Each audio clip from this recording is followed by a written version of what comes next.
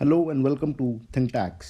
आज हम समझेंगे जो नए आईटीआर फॉर्म्स नोटिफाई करें हैं सीबीडीटी ने फॉर असेसमेंट ईयर 24-25 के लिए, उनमें क्या चेंजेस हैं। 10 चेंजेस मैंने already part A of the video में कवर करे हैं and this is part B of the video.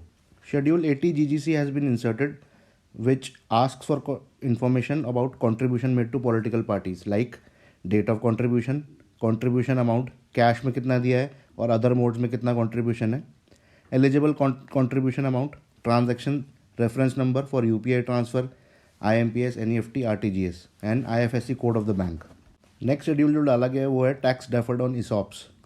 This change is an additional step basically towards transparency by seeking details of PAN and DP IIT number of the eligible startup.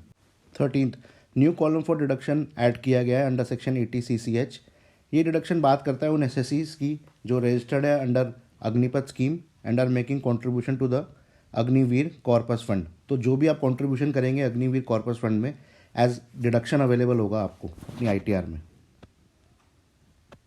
14th, एक नया schedule डाला गया है under section 80U जो कि additional details मांगता है SSC से, like nature of disability, date of filing of form 10IA, acknowledgement number of that form और UDDI नंबर इफ अवेलेबल।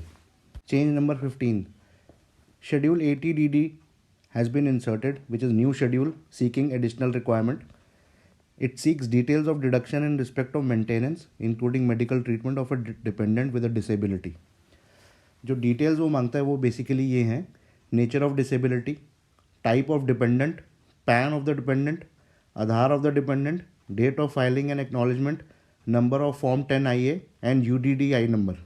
तो जो अगर कॉरेस्पॉन्डिंग चेंजेस 80U में करे गए हैं वैसे ही कॉरेस्पॉन्डिंग चेंजेस 80DD में किए गए हैं। 16, एक एडिशनल कॉलम डाला गया है ITR के अंदर which talks about bonus payment receive under life insurance policies. Basically, the Finance Act 2023 has inserted a new clause 13 in section 56 subsection 2, which provides that the sum received from high premium life insurance policies, that is where the premium paid exceeds rupees 5 lakhs, is chargeable to tax under the head other sources. ITR forms have been updated to incorporate reporting of such income in Schedule OS, and relevant changes have also been made to section 1010D. Change number 17, disclosure of all bank accounts is to be given in the ITR. Details of all bank accounts ever held are to be disclosed except the dormant accounts.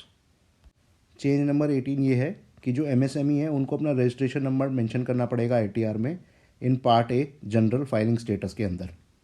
New schedule of 80 IAC has been inserted. Section 80 IAC basically talks about deduction to the eligible startups which is available for 3 consecutive years assessment years out of 10 assessment years. The new schedule seeks additional information like date of incorporation of the startup, nature of business, certificate number as obtained from Interministerial Board of Certification, first assessment year in which deduction was claimed, amount of deduction claimed for the current assessment year. तो ये basically ये details additional अब जाएंगी ITR में। Change number 20, new schedule 115 TD has been inserted which talks about reporting tax payable on the accreted income. Accreted income basically means that income that arises on conversion of a charitable trust to non-charitable entity. Such income are taxed at maximum marginal rate. Therefore, a new schedule has been inserted to tax the income on such accreted income. In case you have any other queries related to the part A and part B of the video, then please mention in the comment box. Thank you.